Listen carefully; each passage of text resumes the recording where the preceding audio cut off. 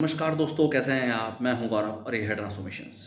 पिछले लगभग 10-15 सालों में इस चीज़ पे काफ़ी बात हुई है कि किस तरीके से अभी जो हमारा प्रेजेंट एजुकेशन सिस्टम है उसको रीइमेजिन करना है या रीऑर्गेनाइज करना है या रिवोल्यूशनाइज करना बहुत बहुत बहुत ज़्यादा ज़रूरी है।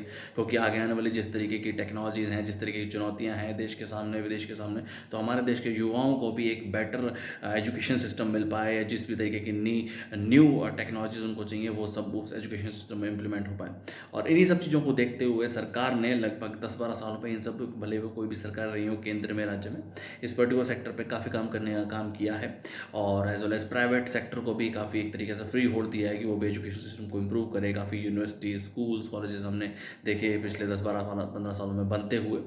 एज वेल एज फिलेंथ्रोपी को भी इस चीज़ में अलाउ किया है। 2012 में यूपीए की गवर्नमेंट थी उस समय पे, Congress as well as allied partner political partners की, ये किस तरीके से आप फिलेंथ्रोपी और अपना non profit school, college, university चला सकते हैं। उन पर्टिकुलर पैसे पे टैक्स भी नहीं लगेगा।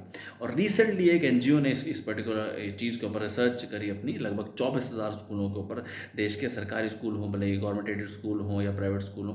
और एक बहुत ही दुखद आंकड़ा सामने ये निकल के आया है कि इस तरीके की private sectors involvement in education की वजह से एक बहुत बड़ी डिस्पैरिटी या एक बिगर डिस्पैरिटी हो गई है between the government school as well as the private school. क्योंकि आज जिनके पास क्षमता है, जिनके पास जो कि फाइनेंशियल कैपेबल है अपने बच्चों को अच्छे स्कूलों में अच्छी हायर एजुकेशन दिलाने के लिए या higher colleges as well as universities में जाने के लिए, वो अपने बच्चों को वो सब चीज़ प्रोवाइड करवा पाते हैं और उनके बच्चे जो हैं, यूथ जो है वो बहुत अच्छी एजुकेशन ले पाता है। और वहीं जो बच्चे या उनका घर परिवार सामर्थ्य नहीं है, फाइनेंशियल तरीके से कैपेबल नहीं है, वो सरकारी स्कूलों में पढ़ने को विवश है या मजबूर हैं। और वहाँ की जो फैसिलिटीज़ हैं या वहाँ का जो एजुकेशन सिस्टम है उसमें काफ़ी बड़ा डिफरेंस है एज़ कम्पेरिजन टू जो आजकल की नई टेक्नोलॉजी है या जो आजकल का नया नया जो एजुकेशन सिस्टम है। और वो बेहतरी प्राइवेट स्कूलों में तो हो गई है, या वो सब फैसिलिटीज़, भले वो कंप्यूटर फैसिलिटीज़ हों, भले वो टॉयलेट फैसिलिटीज़ हों, भले वो एजुकेशनल इम्प्रोवाइजेशंस हो या किस तरीके से टेक्नोलॉजिकली इम्प्रोवाइजेशंस हो, जस्ट लाइक आर्टिफिशियल इंटेलिजेंस का रोल या और भी इस तरीके की फैसिलिटीज़।